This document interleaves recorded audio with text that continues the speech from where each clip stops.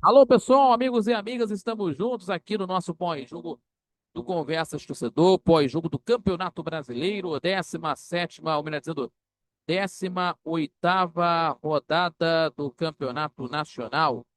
Tivemos aí jogos, né, que aconteceram neste final de semana e jogos que aconteceram aí, jogos importantíssimos, né? O- os cariocas entraram em campo, tivemos aí o empate do Flamengo contra o Ceará, que voltou à liderança do campeonato, certo?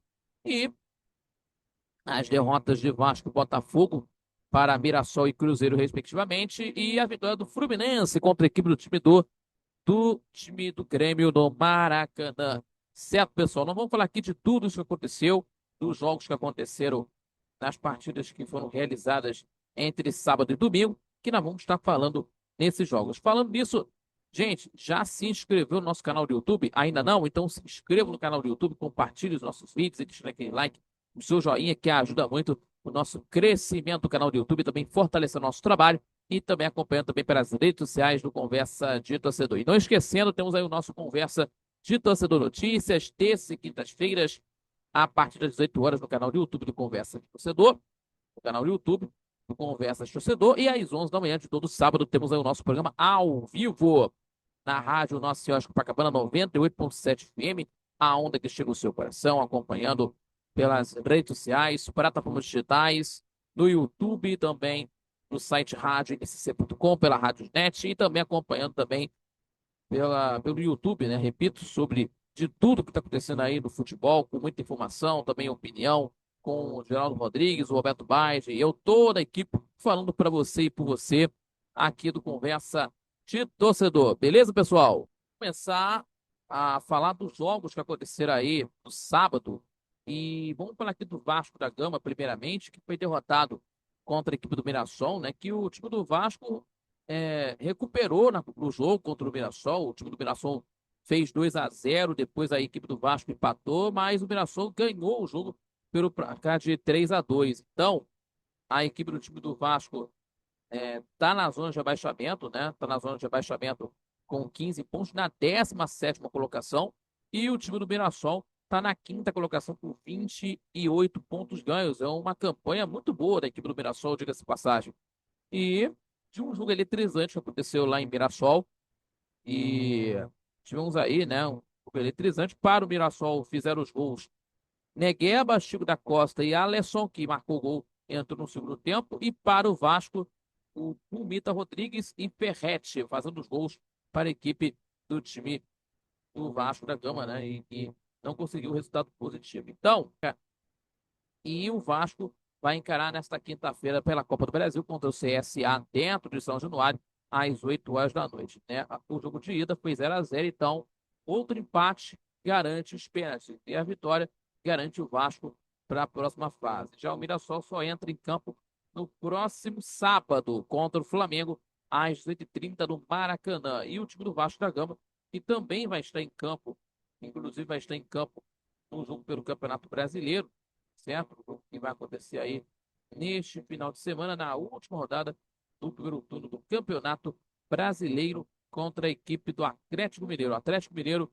dentro de casa também a partir das 4 horas da tarde em São Januário. O último jogo do primeiro turno do Campeonato Brasileiro. O último jogo aí do primeiro turno do Campeonato Nacional. Então, vamos falar aqui sobre esse jogo que foi o primeiro tempo de partida no estádio lá no Maião, lá no estádio do Mirassol, de muita transpiração, diga-se passagem, e pouca inspiração de ambos os lados, de ambas as equipes. Né?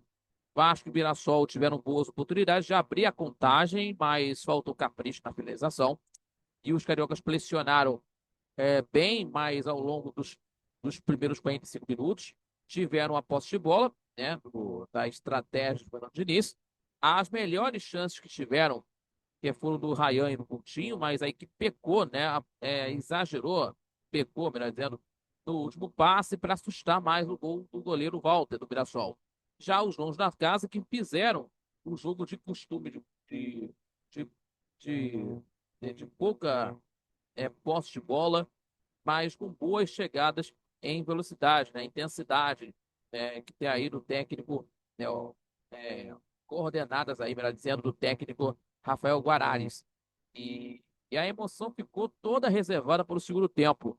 E se faltou eficiência antes do intervalo, depois as equipes se ajeitaram e aí levou a melhor quem errou menos, né? O Mirassol balançou as redes logo no primeiro minuto, mas a jogada foi anulada por toque de mão do Gabriel. Aos 5 também, porém, o Daniel Fussato teve um frangaço, né? Substituindo aí o Léo Jardim. E o Negueba abriu a contagem. Pouco depois, aos 12, a equipe do Mirassol fez o outro gol, o gol do Chico da Costa, aproveitando falha do zagueiro Maurício Lemos para ampliar. E o Vasco precisou de 4 minutos para tentar conseguir empatar o jogo, né? Tentar reagir na partida. Primeiro, como eles digo, uma boa participação dos laterais, né? O Piton e o Puma Rodrigues, né? O Puma Rodrigues descontou e o Ferretti também marcou, para empatar, e uma falha de marcação defensiva, porém deu números finais, ao confronto, e o Alisson recolocou a equipe do interior paulista na frente aos 37. Então, meus amigos, a equipe do Vasco perdendo mais uma vez, né? Perdendo mais uma vez, e tá aí na zona de baixamento, que agora vai pensar no jogo de quinta-feira contra o CSA pela Copa do Brasil. E agora, né, tem a situação do respaldo ao Fernando Diniz, né, que o presidente Pedrinho está tendo aí ao Fernando Diniz para tentar trabalhar, mas a situação do Campeonato Brasileiro não está nada confortável, né? Então o time do Vasco entrou na zona de baixamento por conta da vitória da equipe do time do, do Santos contra o Juventude, o Morumbi, e aí o empate entre Corinthians e Fortaleza, e a equipe do time do Mirassol é o quinto colocado com 28 pontos ganhos de classificação. Então o time do Mirassol, a equipe comandada pelo técnico, o Rafael Guaranais, né? Rafael Guaranai, Rafael Guaranai, e a equipe do técnico, o Xará, né? Rafael Guanais, né? Que é o time do técnico, né? O Rafael Guanais, a equipe do time do Mirassol, está muito bem na classificação, né? E principalmente é uma surpresa no Campeonato Nacional, tá na primeira divisão pela primeira vez na história. E o Mirassol está fazendo bonito no campeonato, mas a equipe do Vasco precisa reagir também. Precisa reagir no campeonato para tentar conseguir ganhar pontos. Então, contra o CSA, vai ser a primeira batalha mais para a Copa do Brasil para tentar conseguir classificar. E contra o Atlético Mineiro, dentro de casa, a partir das 4 horas da tarde, pelo horário de Brasília. E vamos falar aqui, pessoal, agora para vocês. O time do Fluminense conseguiu uma vitória importante, né, agora pelo Campeonato Nacional, né, encerrando a sequência de derrotas no Campeonato Brasileiro. A equipe do Renato Gaúcho, né? E também o Everaldo fazendo gols, inclusive, né? Fazendo gol, né? Fez gol contra o Internacional na primeira partida na Copa do Brasil e agora fez o gol contra a equipe do Grêmio, né? Dando esse fim dessa sequência de derrotas, 4 derrotas no campeonato. Camisa 9 perde chance de ampliar de pênalti. E aí o Fluminense conseguiu uma vitória importante, né? A equipe tricolor, a equipe do técnico Renato Gaúcho, que agora está aí na nona colocação do campeonato, 23 pontos. E o Grêmio, 14ª colocação, com 20 pontos ganhos. E depois de amargar 4 derrotas seguidas no Campeonato Nacional, o Fluminense voltou a vencer no último sábado, e a equipe do Renato Gaúcho levou a melhor contra a equipe do Grêmio com o gol do Everaldo, certo? Que ainda perdeu chance de marcar o gol de pênalti.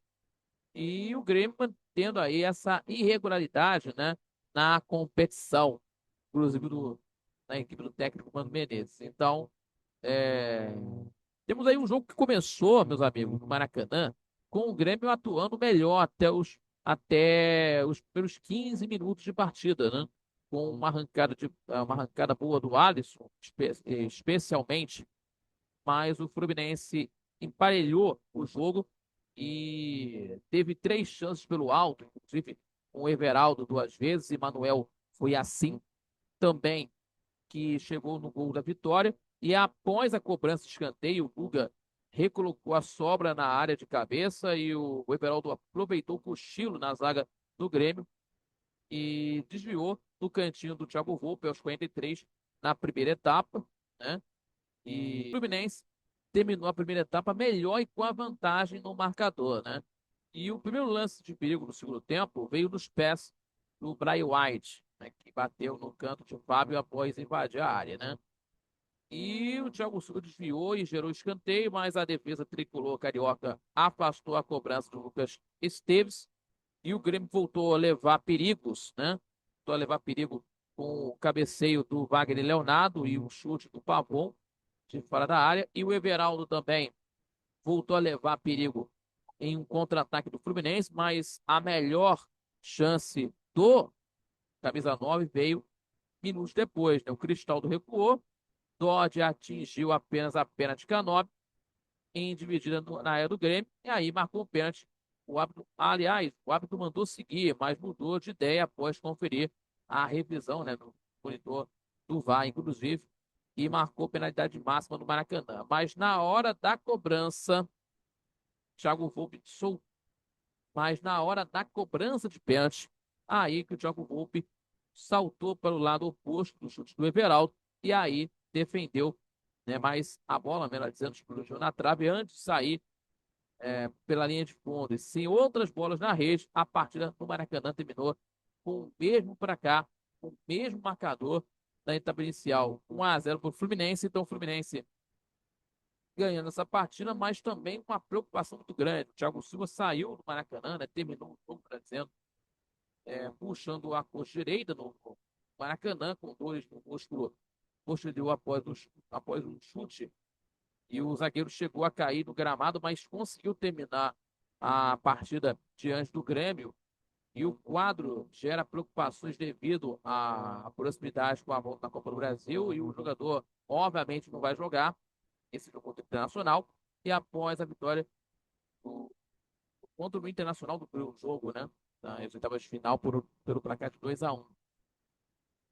E, e também, meus amigos, que temos aí o time do Fluminense é o nono colocado, 23 pontos ganhos, repetindo para vocês, e o time do Grêmio é o 14º com 20 pontos ganhos. Então, temos esse jogo aí, temos aí o jogo do Fluminense contra o Inter, às 9h30 do Maracanã, certo? E pelo brasileiro, vai encarar contra o Bahia, na Fonte Nova, no próximo sábado, 9 da noite, pelo Campeonato Brasileiro contra o Bahia.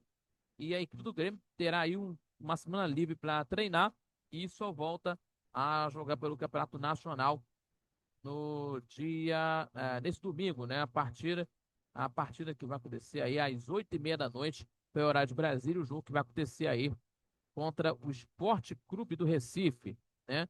O Sport Clube do Recife, que é o adversário da equipe do Grêmio pelo Campeonato Nacional. Então, o Fluminense tentando conseguir ganhar o jogo, né, para se classificar para a próxima fase da Copa do Brasil.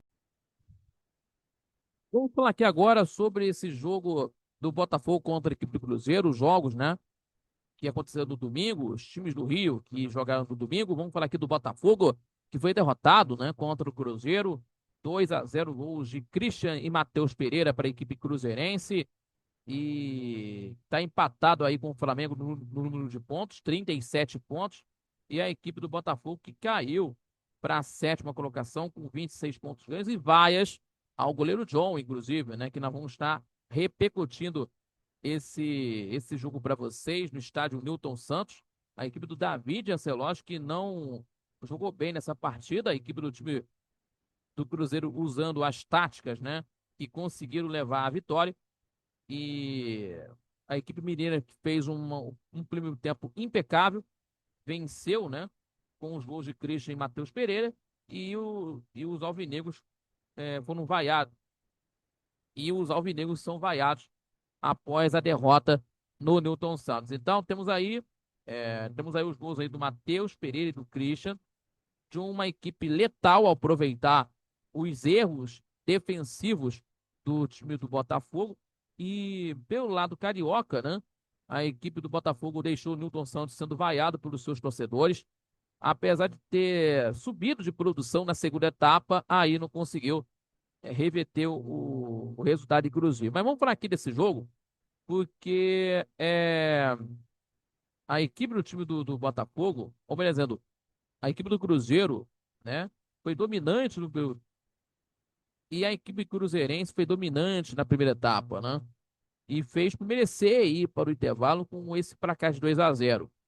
Letal nos contra-ataques, a equipe do técnico Leonardo Jardim tem nesse aproveitamento de aproveitar as falhas da defesa do Botafogo e não demorou para abrir a contagem e ter essa vantagem no marcador, né?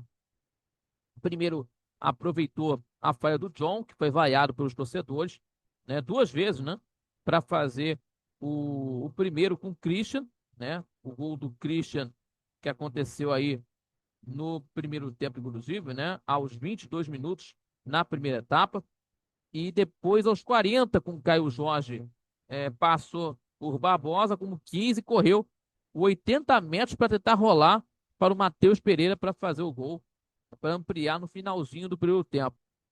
E o Alvinegro pouco ameaçou e foi vaiado para o intervalo de partida. E na volta do intervalo, o Cruzeiro ficou mais fechado e passou a dar mais espaço para o Botafogo, que cresceu de produção. E se fosse para ser justo, o Alvinegro até merecia ter descontado, né? Parecia que assim, para ser mais concreto, né, dentro do jogo que aconteceu no segundo tempo, repito, se fosse para ser justo, o Alvinegro até merecia ter descontado, né? Mas não fez o suficiente para tentar tirar a vitória do time do Cruzeiro, né? Tirar a vitória das mãos da equipe mineira. O Savarino acertou a trave, o Joaquim Correia fez boas jogadas e o Barbosa obrigou o Cássio a fazer uma grande defesa no segundo tempo. E, no entanto, a equipe botafoguense esteve mais abafado no jogo, né? Na segunda etapa, para tentar conseguir reverter de qualquer maneira, né? De qualquer maneira, do que concentrado, né? Nessa segunda etapa. E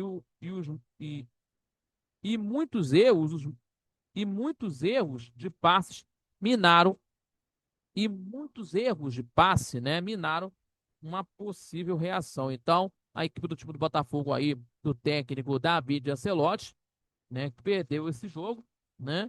E antes da bola rolar, que fez uma homenagem bonita ao jogador Savarino, né? O Savarino que foi homenageado com um mosaico do Nilton Santos e agradeceu o carinho da torcida e lamentou pelo resultado de derrota, né, da equipe do time do Botafogo pelo placar de 2-0 pelo Cruzeiro. Então, a equipe do David Ancelotti está na sétima colocação no Campeonato Nacional, com 26 pontos ganhos, e o Cruzeiro empatado com o Flamengo em número de pontos na competição, com 37 pontos, vice-líder na competição. Então temos aí, nesta quinta-feira, pela Copa do Brasil, a equipe do Botafogo vai encarar contra a equipe do Bragantino fora de casa, certo? Fora de casa.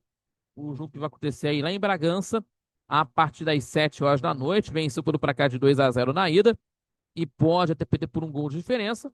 E no Campeonato Brasileiro, o time do Botafogo enfrentará no sábado, às 8h30, lá no Castelão, contra o Fortaleza, pelo Campeonato Nacional. E a equipe do Cruzeiro, que empatou contra o CRB em casa, 0-0, vai encarar contra a equipe de Alagoas, a equipe do CRB, às 9 da noite, lá nas Alagoas, né? Uma vitória classifica a equipe do time do Cruzeiro para a próxima fase. E pelo Campeonato Nacional, vai encarar contra a equipe do Santos no Mineirão, às 18h30, no domingo, pelo Campeonato Brasileiro de Futebol. Então, temos aí a situação do Botafogo que tenta reagir, tenta uma reação no Campeonato Brasileiro nesta fase que vai acontecer aí, né? Lógico, que vai começar aí daqui a pouquinho o segundo turno e o segundo semestre aí vai ser muito decisivo que vai vir por aí. Fora do Flamengo, que empatou contra a equipe do Ceará pelo placar de 1-1, né? O Flamengo abriu o marcador e veio o Ceará empatar e continua como líder do Campeonato Brasileiro, mas empatado em número de pontos com a equipe do time do Cruzeiro, né? 37 pontos ganhos, né? Então a equipe do Flamengo fez o gol com a Arrascaeta, mas o Pedro Raul igualou o placar na etapa final. Então o Flamengo perdendo essa oportunidade de distanciar na liderança do Campeonato Brasileiro. Então 37 pontos ganhos para o Flamengo. né, que teve no jogo. Então, meus amigos, o time do Felipe Luiz, que abriu a contagem ainda na primeira etapa, tomou um empate no segundo tempo contra o Ceará. Apesar do empate, a equipe do Felipe Luiz segue na liderança com a mesma pontuação do Cruzeiro, que venceu na rodada. E a equipe do Ceará, por sua vez, está na 11ª colocação com 20 pontos ganhos, ou melhor dizendo, 22 pontos ganhos. Então temos aí o Ceará tentando conseguir aí ter as melhores colocações aí do Campeonato Brasileiro, né? Tentando conseguir estar em melhores colocações, não é melhor dizendo, né? Mas vamos falar aqui desse jogo entre Flamengo e Ceará, porque o Flamengo tomou as rédeas do primeiro tempo e controlou as ações durante os primeiros 45 minutos de jogo, né? E o jogo iniciou morno, mas logo a equipe do Felipe Luiz começou a se impor e colecionar boas chances. A primeira, por exemplo, a primeira chegada apareceu aos 10 com um bom chute do Plata para a defesa do goleiro Bruno Ferreira. E depois o Bruno Henrique, Arrascaeta e Samuel Lino, que tiveram boas oportunidades, que também tiveram oportunidade de marcar, certo? Em que aconteceu? Alô? Alô? E depois o Bruno Henrique, o Arrascaeta e Samuel Lino também tiveram boas oportunidades de marcar. Com a pressão do Flamengo, o gol enfim saiu aos 36, com o camisa 10 após a grande jogada coletiva. Léo Ortiz lançou para o Plata, dentro da área, que encontrou o passe de cabeça para o uruguaio, com o espaço, né, com espaço dentro da área para finalizar, né, de primeira para abrir a contagem. E os donos da casa, por sua vez, buscavam ameaçar nos contra-ataques, principalmente com o Pedro Raul, ou melhor dizendo, Pedro Henrique, né, pelo lado direito, mas encontravam dificuldades na tomada de decisão, no último passe, e pouco ameaçou o gol do Rossi na etapa inicial. E o cenário no Castelão mudou no segundo tempo. O Flamengo diminuiu a rotação e permitindo o Ceará as oportunidades para voltar para o jogo. E o Léo Condé promoveu as substituições, né? Colocando aí o Lucas Mugni no lugar do Lorenzo, né? No intervalo, e trouxe mais volume de jogo para mudar o roteiro da partida para a equipe do Ceará, né? Aos 10, o Meia teve a primeira chance para o empate em cabeçada na trave. 11 minutos depois, o Mugni cobrou o escanteio para o Pedro Raul de cabeça, que aproveitou a bobeada, a saída errada do Rossi, né? Era a saída errada do goleiro do Flamengo no gol, certo? Na saída do gol, e balançou as redes e empatando o jogo. Então o Rossi bobeou na saída do gol. E o Flamengo exagerou, né? Exagerou dos erros, né? Dos erros de passe, né? Dos erros de passe no meio de campo, e não chegava, né, à mesma intensidade da primeira etapa. E para tentar ameaçar o gol do goleiro Bruno Ferreira. E a melhor oportunidade veio no chute do Prata, do Prata ainda aos 19 da segunda etapa, quando o Flamengo ainda vencia a partida.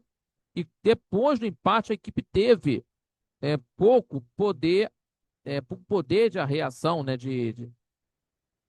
e depois do empate, a equipe teve pouco poder de reação na partida na segunda etapa, depois do empate, né?